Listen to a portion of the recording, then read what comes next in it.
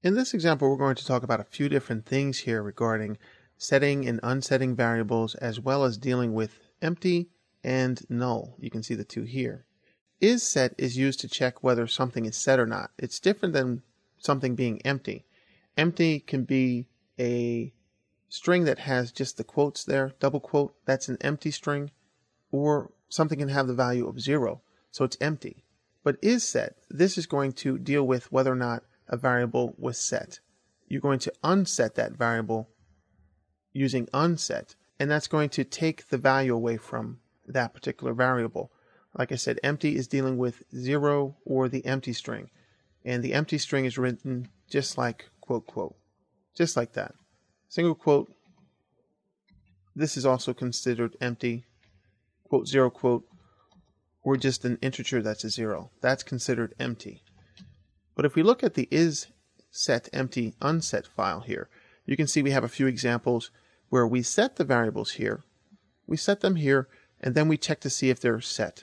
Remember, isSet is going to return a true or false, and when you output that, echo that, that's only going to display the 1 for true and nothing for false. And we can take a peek here at the examples here, and I have that note up there. Are these set? See the source code we just did? Well, these are all set.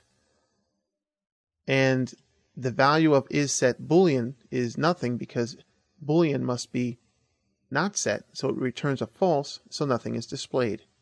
Now we can check to see what's empty. Foo, is that empty? Well, if we move down here, foo is set to I am set. So it's set, it's still set, but now it's empty. And you get the empty coming back as 1 is true. So you get the idea.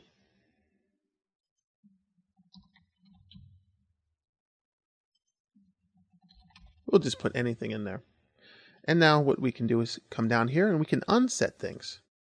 The PHP doesn't care about the white space, but when you unset something, it's no longer set. We'll see this quite a lot, and that's very, very important to distinguish the two. It's like it was never set before, so that's great to be able to do that. And you can do that with session variables and cookies and things like that. So now when you do that, you can check to see if something is set after that. And now you can see that foo is no longer set, and int is no longer set, just like that. And we unset foo and int, and bool is now no longer set as well. And that's not coming back with anything, so that is false. I'll show you another way to do that much later in the training, to actually have a false come out there. And then we have the empty for foo and foo2. You can see that foo is going to actually come back as, yes, it's empty. It is no longer set, so it's empty. So you can see the difference there between the two. And then foo2 is not empty, so it's coming back as false. When dealing with null, a little bit down the line here, you can see even more code. We'll take a peek at that. We'll save this. And you can see that we can explicitly set something to the null value here, just like true or false, but it's capital N-U-L-L.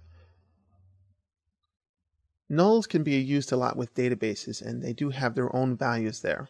It's different, so it can be handled differently with isNull as opposed to isSet. We can see foo3 and foo4 here, and then take a peek at this as we slide down.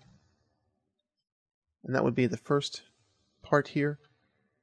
And we can see that foo3 is not set, foo4 is set. Foo3 is at null, and foo4 is actually set to something. So null is not going to be set, and then therefore you have to check whether or not it is null or not, if it's set to null. And then you can see the empty has its own functionality as well. So it can be set, but it could be empty. It's a little bit confusing, but at the same time, very valuable. So you can see that you can have different alternative ways of working with this, and you can see the difference between set and unset. That's the most popular. Empty being something that could be set, but having the empty string or 0, and then null, it is going to come in as a value of null. And then you can see how that relates to isSet regarding to nulls. So a little bit of a difference there in how things are going to work, but across the board, you deal more with isSet and unset than you do with anything else, really, in PHP.